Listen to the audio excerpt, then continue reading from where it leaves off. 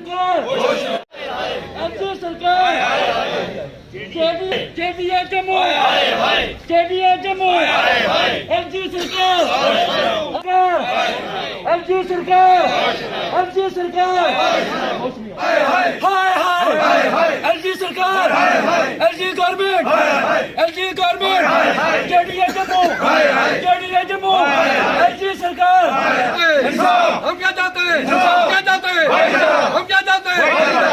पुंछ बार ने पहली बार इस इशू को हाथ में लिया है और ये जो नाखुशगवार वाक़या जो जलियांवाला बाग जो रिपीट किया है रूपनगर में, या जो 47 के जो आसार हमें नज़र आ रहे हैं रूपनगर में, हमारी नायत अदब से मैं तमाम जितने भी वकलाजात जहाँ पे बोले हैं उनकी मैं तायद करता हूँ और ये डिमांड करता हूँ हिंदुस्तान के वज़ीर आज़म से कि अगर एक तरफ आप सबका साथ, सबका विश्वास, सबका विकास की बात कर रहे हो तो दूसरी तरफ इस किस्म की धांधली, इस किस्म का जुल्म, ह्यूमन राइट्स की वायलेशन, इंसानी हकूक़ की खिलाफवर्जी, मानव जाति अधिकारों का उल्लंघन हो रहा है।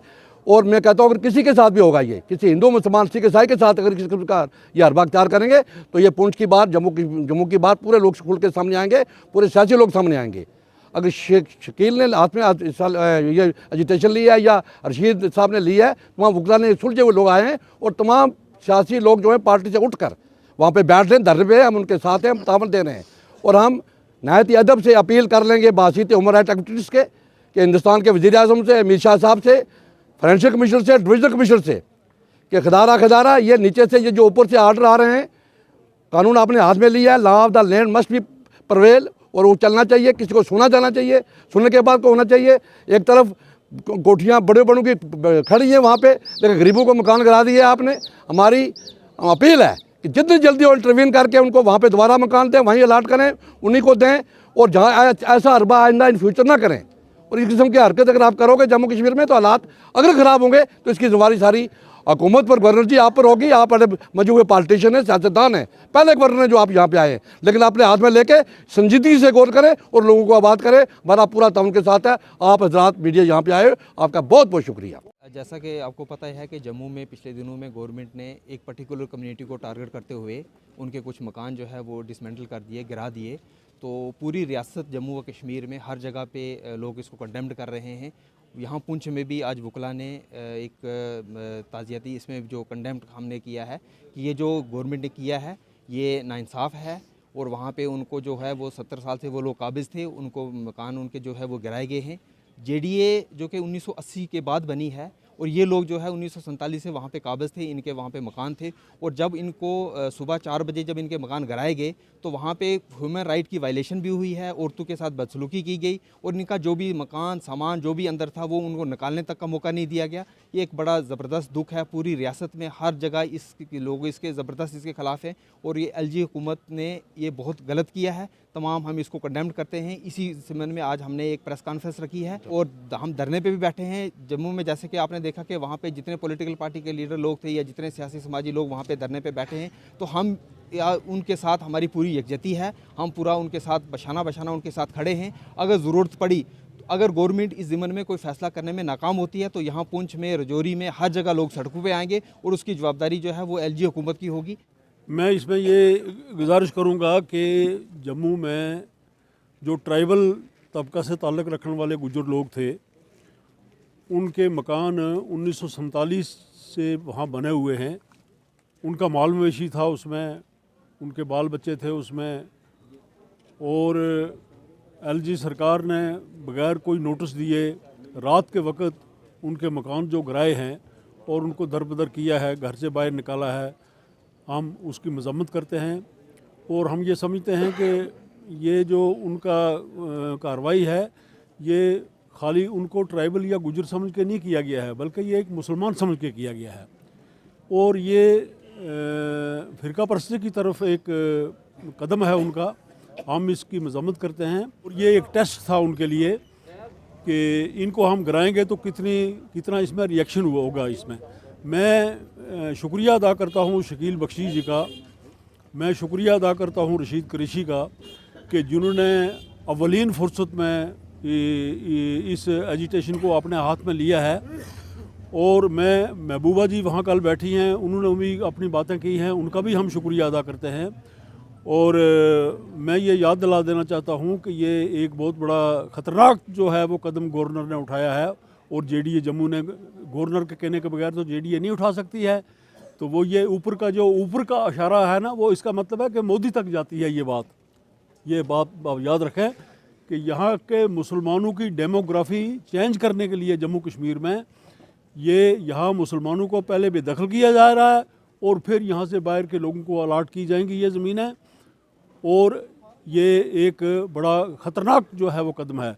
मैं इस सिलसिले में यहाँ मैं डीसी पुंछ को भी आगाह करता हूँ, उनको भी मैं वार्निंग देता हूँ कि आपने भी जो शुरू किया हुआ है कि यहाँ LS 432 के इंतकाल जो है वो खारिज कर रहे हो बगैर तहकीकात के, कम से कम आप ये तो देखो कि ये जो इंतकालात आप खारिज कर रहे हो इसमें अपील दर अपील हाई कोर्ट के फैसले हुए हैं, और ये लोगों के हक़ में फैसले हुए हैं। 1957 से ये लोग काबज़ हैं।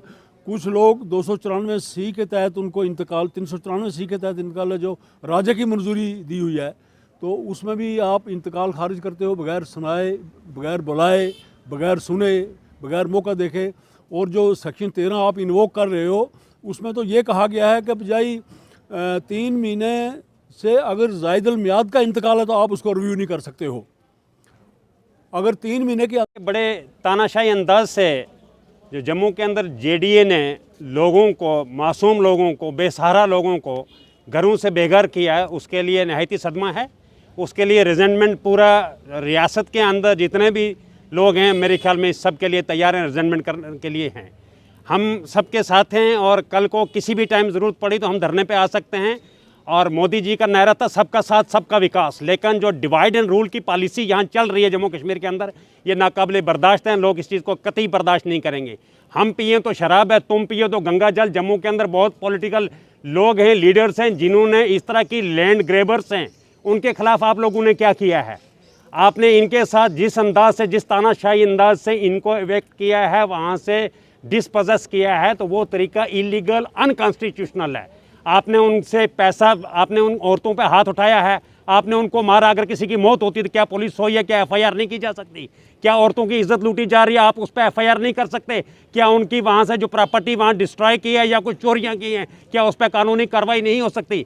तो लिहाजा उनको जल्दी से जल्दी कंपनसेट किया जाए, उनको एकोमोडेट किया जाए। वो लोग सड़कों पे हैं। अगर किसी बच्चे की कल मौत होती है तो गवर्नमेंट जो है जम्मू कश्मीर गवर्नमेंट, LG व सरकार जो है वो जिम्मेदार होगी।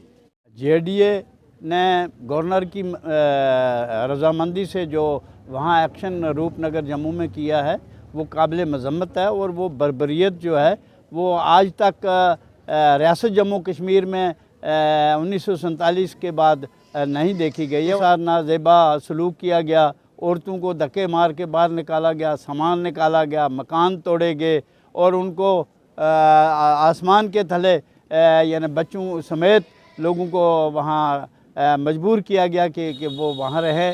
तो मैं कहता हूँ कि ये LG का एक ऐसा काम है जिसको इसने तो कोई दस्तूर इसको कबूल नहीं करता है। और हिंदुस्तान तो एक बहुत बड़ी जमहूरियत हम कहते थे, आज भी हम ख्याल करते हैं कि हिंदुस्तान की एक बहुत बड़ी जमहूरियत है। और अगर ऐसे लोग होंगे जैसे ये मनोज सिन्हा जी हैं, तो अगर ऐसे लोग होंगे तो इस हिंदुस्तान के टुकड़े टुकड़े हो जाएंगे। ये हिंदुस्तान जो है कई हिस्सों में बंट जाएगा। यहाँ आज हिंदू मुसलमान को अलग किया जा रहा है, यहाँ सिख ईसाई को अलग किया जा रहा है। अगर ऐसा ही किया जाता रहा तो यकीनन हिंदुस्तान कमज़ोर होगा, जमहूरियत कमज़ोर होगी, और लोगों में वो विश्वास जो आज तक था वो विश्वास ख़त्म हो जाएगा। तो हम आखिर में अपील करते हैं गवर्नर से, और उससे गुजारिश करते हैं कि इन लोगों पर रहम की जाए, इन लोगों को दोबारा उन्हीं जगह पर बसाया जाए, इनको कंपनसेट किया जाए, इनको मुआवजा दिया जाए, इनको मकान बनाकर दिए जाए।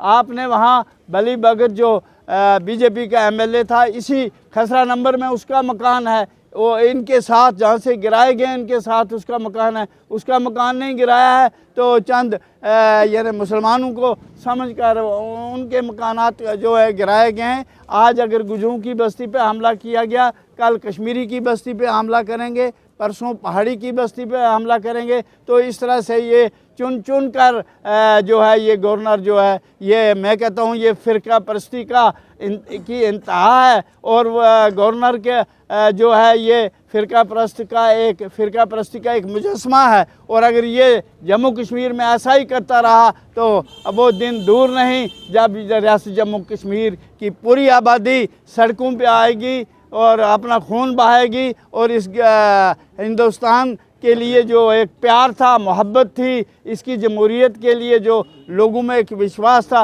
वो ख़त्म हो जाएगा। तो इस तरह से हिंदुस्तान को नुकसान होगा, जमहूरियत को नुकसान होगा और हिंदुस्तान के टुकड़े टुकड़े हो जाएंगे। मैं इसी पे इक्तफा करते हुए आखिर में डिवीज़नल कमिश्नर को ये कहूँगा कि JDA के अफसरान के ख़िलाफ़ कार्रवाई की जाए और इन लोगों को जिनको इविक्ट किया गया है उनको उसी जगह पे उनको मुआवजा देकर मकान बनाकर उन्हें वहाँ बसाया जाए।